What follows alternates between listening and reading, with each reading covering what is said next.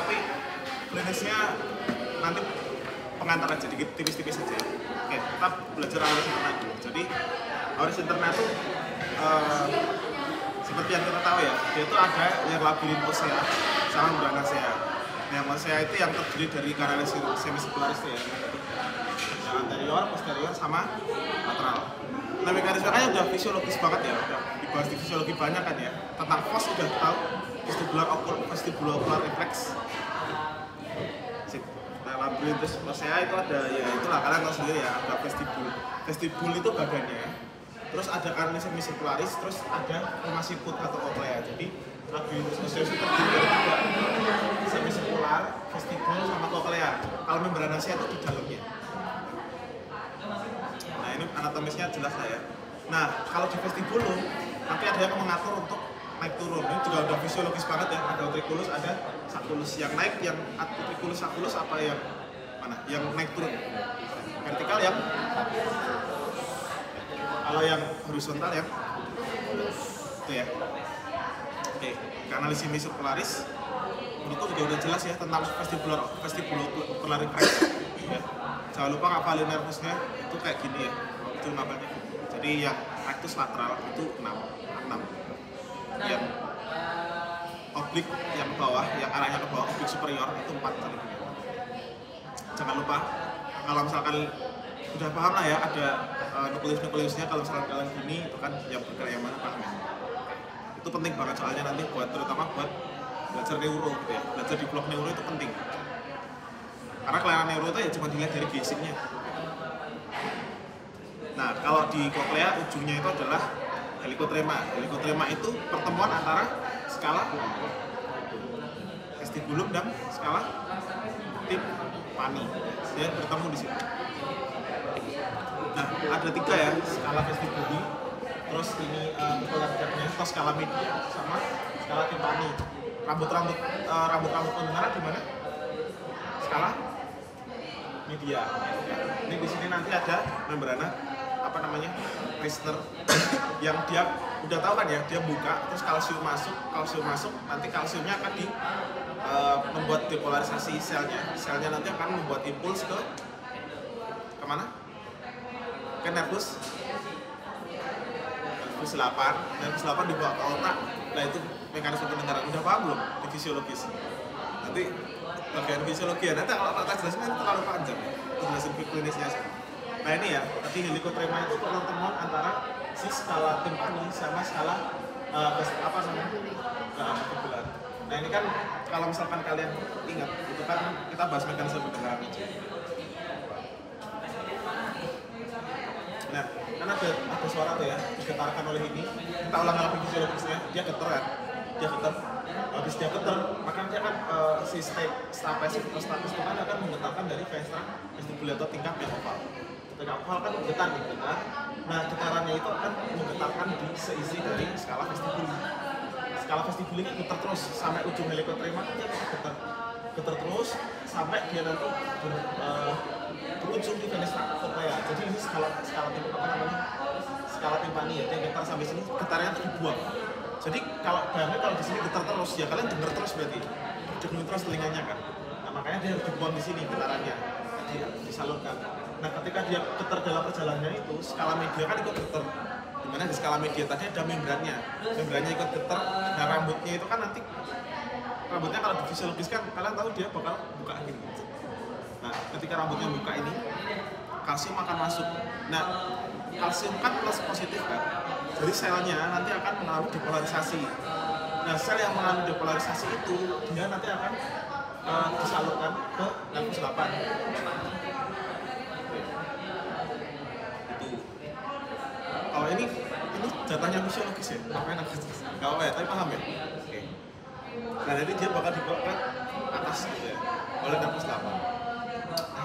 Itu simpel lah ya, internal itu simpel, kita bahas klinis saja. Nah, ini mungkin bridging aja buat klinis. Ini mungkin gak akan keluar di responsi, tapi gini, dulu waktu aku belajar kemarin ya, waktu belajar mata THT itu aku baru nyadar gitu loh, ternyata selama ini tuh di anatomi itu nggak efektif dulu waktu aku jadi praktikan gitu. Kenapa? Karena nggak diterangin bahwa THT dan anatomi mata itu meskipun mereka organnya kecil, Oh, dokternya sangat anatomis. Kalian jangan berpikir, oh, mata sama THT kan kecil ya, ini ya. Enggak, ternyata mereka justru karena kecil, anatomis banget. Kalau kalian belajar jantung, kalian nggak hafal anatomi jantung nih misalnya, nggak hafal ini, itu masih bisa tahu, oh ini dokternya ngomong apa sih, tahu. Tapi kalau di mata dan di THT, kalian sekali nggak tahu anatomi, kalian bingung, dokternya ngomong apa gitu.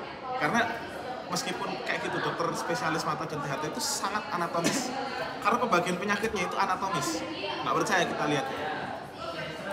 Kita pelan-pelan dulu, dari pemeriksaan telinga yang paling luar deh. Pakai otoskopi. Ini udah bicara ya, terus udah bicara pakainya. Terus ada pemeriksaan lain yang menggunakan Rhine Weber Swabach. Rhine itu untuk membedakan air conduction dan bone conduction. Yang lebih besar yang mana? Air atau bone? Air conduction lebih besar. Makanya kan dia di sini terus begini. Kalau dia positif, berarti dia nggak ada kecurigaan ke CHL, conductive hearing loss. Kalau dia negatif, baru kita curiga ke arah conductive hearing loss. SL udah belajar kan itu. Terus ada Weber. Weber itu untuk melihat lateralisasi, ditempatkan di atas. Kalau telinga yang sakit yang kiri, kok dia kedengarannya lebih keras di kanan, berarti curiga sensory neural hearing loss di telinga kiri. Kalau dia sakitnya di kiri, kok ternyata yang lebih kedengarannya yang kiri, berarti tandanya dia kebalik ya. Kalau sakitnya ke kiri, kalian kasih pasang Weber, terus kok dia lebih dengarnya ke kiri, berarti curiga adalah conductive hearing loss yang kiri. Tapi kalau ke kanan, ya bener nih, ke kanan yang sakit yang kiri, berarti curiga sensory hearing loss telinga kiri. Paham ya itu ya? Kita dicek lagi di SL, bener kayak gitu. Tak ulang lagi ya, Weber kalau di tengah. Kalau yang sakit di kiri, sakit di telinga kiri, dia bilang, Pak saya nggak bisa dengar di telinga kiri dok. Kalau dia lateralisasi ke kiri, conductive hearing loss yang kiri. Kalau dia sakit yang kiri, tapi dia lebih besar kencengan yang kanan, berarti sensory hearing loss yang kiri. Paham ya? Nanti berapa kebalikannya. Kalau Swabach itu cuman Swabach itu ada memanjang, ada memendek. Harus untuk mengkonfirmasi Weber. Swabach kalau memendek berarti sensory hearing loss. Kalau memanjang berarti konduktif. Itu diingat-ingat ya, itu dihafalin sampai bener-bener kalian hafal, jangan sampai kebalik-balik. Karena itu penting banget. Terutama nanti waktu interpretasi klinisnya. Kalau pemeriksaan ini kalian gagal, misalkan kalian nanti di integrasi ya, integrasi kalau udah semester tinggi kan integrasinya kan kita nggak tahu diagnosisnya apa. Itu bakal bingung, iki yang mana ya, konduktif apa sensoris? Karena konduktif sama sensoris jelas beda banget, diagnosisnya bandingnya beda banget. Jadi memang harus paham. Rhine Weber Swabach. Oke. Ini sama lah. Nah sekarang kita tak kasih tahu ya. Jadi THT, telinga, hidung, tenggorok. Ini kita bahas telinganya dulu. Karena kita coba bahas telinga ya, hidung, tenggorok kan nggak usah. Itu tuh sangat anatomis karena pembedanya masing-masing klinis itu anatomis. Otitis eksterna, otitis media, itu anatomis banget. Sehingga kalau kalian nggak tahu anatomisnya, ya bingung. Ini orang ini ngomong apa gitu. Kalau jantung itu enggak. Misalkan jalan jantung deh, pasti pusing. Apa ya? Di jantung boleh lah. Jantung itu misalkan myocardial infarction, ST elevation myocardial infarction.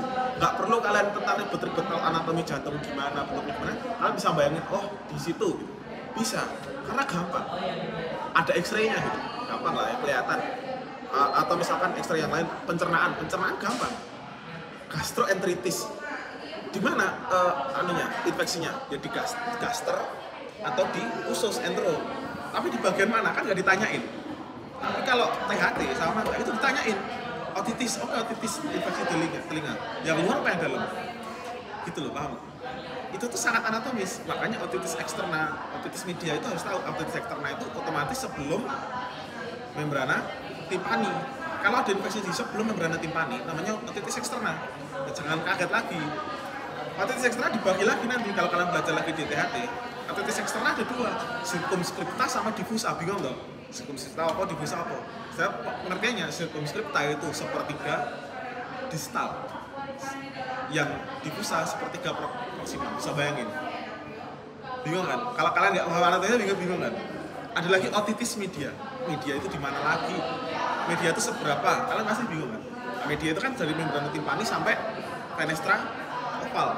Ya udah infeksi di situ namanya otitis media. Gitu. Jadi sangat anatomis banget. Karena jangan lupa THT itu ada BKL-nya, bedah kepala leher. Karena dia ada bedahnya, otomatis anatomis. Itu ya. Ini tadi otitis eksterna. Otitis eksterna yang di luar atau yang sirkumskripta, nama lainnya adalah swimmer ear. Ya. Karena sering banget pada orang yang berenang. Itu ya. Ini otitis eksterna. Kalau dia di sini otitis media. Kalau kontaknya di kanalis semisirkularis, namanya labirinitis. Nggak ada. Otitis interna itu nggak ada. Ya, gitu. Tuh. Nah, kalau Meniere itu adalah hydrops. Ya, hydrops itu artinya gini. Kan tadi aku bilang ya, ada skala, karena ada skala vestibulum, media, sama timpani. Nah, hydrops itu harusnya kan kalau skala vestibulum di perilim atau endolim? Perilim atau endolim? Aku agak lupa ya, nanti dicari lagi. Ada yang perilim, ada yang endolim. Nah, perilim sama endolimnya ini kecampur. Bayangin kalau dia kecampur, otomatis di situ kan akan terjadi getarannya nggak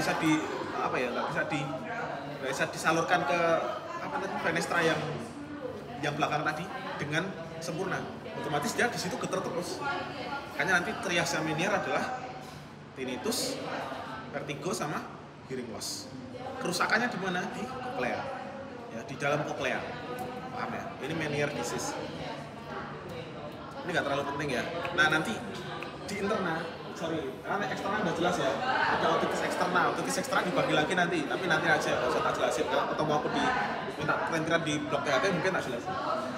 Terus ada cauliflower ear itu yang di petarung MMA biasanya, yang di sisi ininya hematum. Oh ya. Terus kalau cervical ear itu enggak, terus miringitis juga nggak usah. Auris interna tadi ada otitis media. Otitis media teman-teman, nanti pembedanya adalah dari dia prequel atau sequel gitu. Otitis media jangan mbok pikir, oh yaudah otitis media pasti. Enggak. Otitis media ada yang akut, ada yang kronis. Tapi otitis media kronis disebutnya bukan kronis, tapi OMSK dan OME. Otitis media supuratif kronis, otitis media efusi kronis. Nanti di blog THT kalau ketemu aku lagi tak jelasin. Jadi kayak gitu. Tapi pembedanya tadi apa? Anatomis. Media eksterna, interna ada berapa? Tadi ada labirinitis, ada Meniere, nanti ada presbikusis. Presbikusis itu pada orang tua, ada pendengaran yang kurang pada orang tua.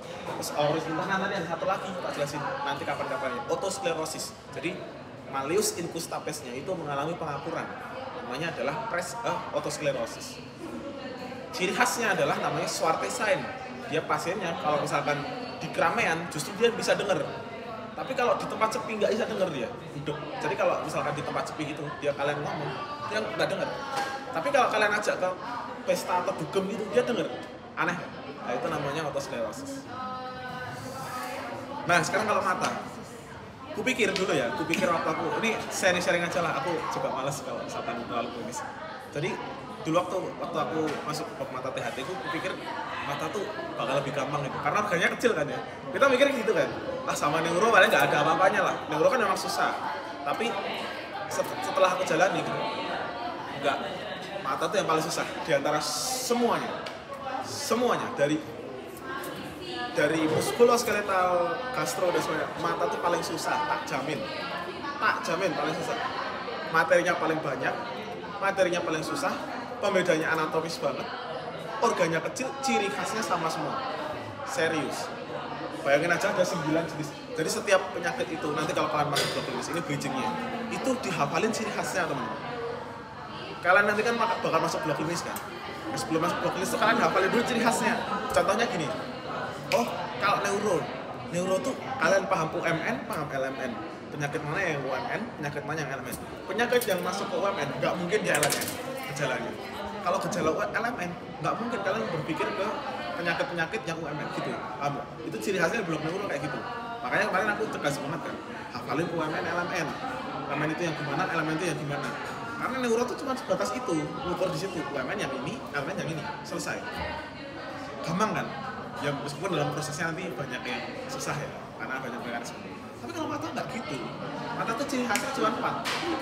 Mata merah visus normal, mata merah visus turun, mata tenang visus turun perlahan, mata tenang visus turun mendadak. Ini masing-masing ada diagnosis bandingnya 12, 13, 14, 15. Bisa bayangin. Maka aku bilang mata tuh paling susah di antara semuanya. Serius. Kalian nanti kalian jalanin baru paham maksudnya. Contoh nih ya, kita bahas pertama, mata merah visus normal. Yang ini tak jelasin anatomisnya ya, nggak tak jelasin klinisnya, karena kalian masih bingung. Mata nih ya, di luar mata itu kan ada palpebra ya, palpebra. Ini tak ulang lagi, palpebra di situ ada kelenjarnya. Yang depan namanya slis sama mol, yang belakang namanya meibum atau tarsal.